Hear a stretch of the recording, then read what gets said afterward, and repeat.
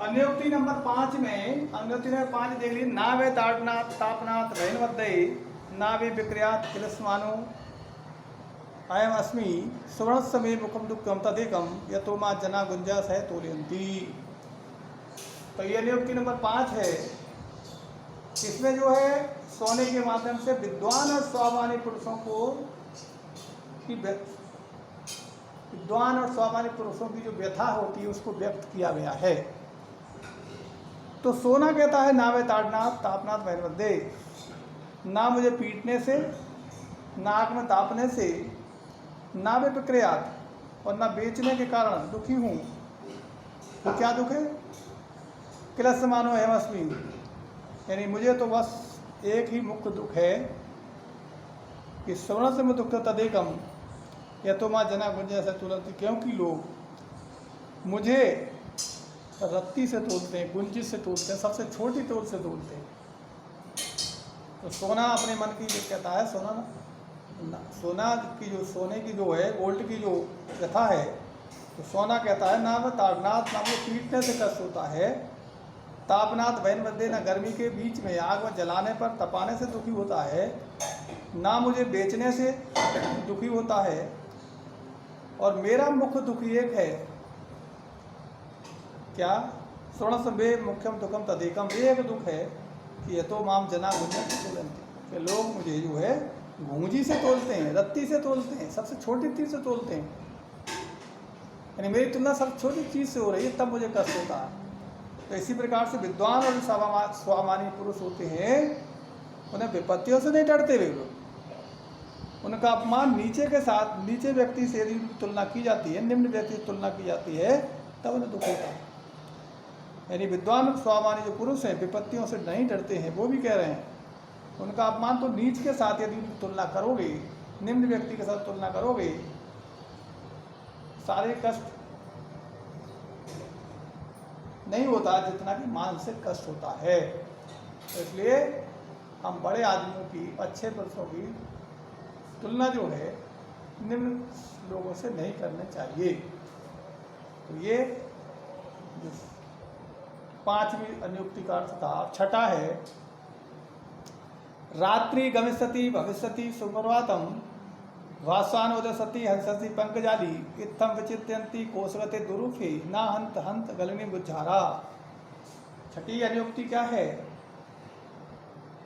कमली में बंद भौरा अपने जीवन की अनिष्टा के विषय में बता रहा है। यानी भौरा जो है कमल के फूल में बैठा बैठा सो गया और शाम हो गई, शाम के होने के बाद कमल की पंखुड़ी बंद हो गई, अब वो उसमें फंस गया, नहीं निकल पाया। तब वो सोच रहा है, अनिश्चितता है उसके सामने, वो सोच रहा है, यानी कमलनी में बंद भौरा सोचता है। क्या सोच रहा है? कि रात्रि गमिष्यति, रात बीतेगी या जाएगी, सुंदर प्रभात होगा, सुबह सुंदर दिन निकलेगा, भास्वान उदयसती, सूर्य निकलेगा, हंससती पंकजाली, कमल खिलेगा, जब कमल खिलेगा तो मैं निकल जाऊं, ऐसा सोच रहा है कौन? भौरा। दुख ये है कि इत्तम विचरति कोशगते दुर्विखे, ये सोच ही रहा था, कोशगते माने कमल की पंखुड़ी में बता हुआ जो भौरा था, सोच ही रहा था, लेकिन हंत दुख की बात यह है कि नलिनी गज उज्जारा, यानी हाथी उसी कमलनी को उखाड़ कर ले गई। अर्थात जो उनका सोचना था वो सब बेकार हो गया। तो ऐसे सोचते सोचते ये बड़ा दुख हुआ। यानी कमलनी में बंद हो रहा सोच रहा है कि रात बीतेगी, सुंदर प्रभात होगा, सूर्य निकलेगा, कमलों का समूह खिलेगा, और कमल के पुट में बैठे हुए भौरा ऐसा सोचते सोचते दुख इस बात का था कि हाथी ने वही कमल उखाड़ा जिसमें भौरा बंद था। तो मनुष्य तो सुख की आशा करता है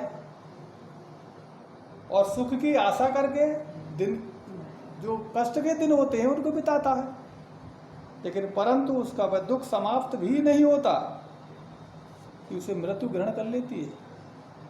कि मनुष्य चाहे कितनी भी मधुर कल्पनाएं क्यों ना करे, किंतु उसके ऊपर कुछ भी निर्भर नहीं है, होता वही है जो ईश्वर चाहता है।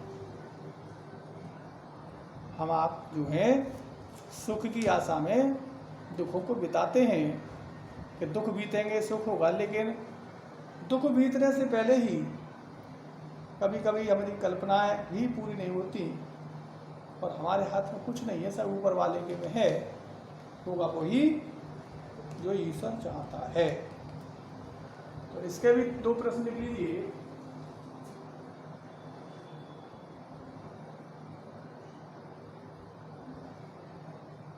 पहला प्रश्न है सोना स्वर्ण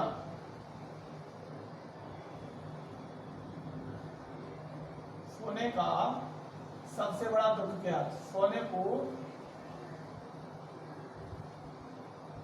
सबसे बड़ा दुख क्या था?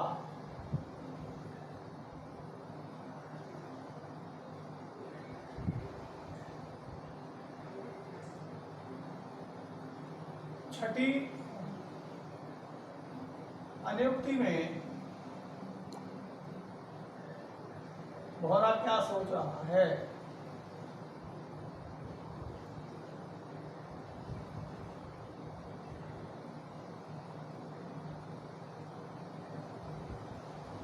ये आपके 6 अनुक्तियां हैं, 6 अनुक्ति हो गई।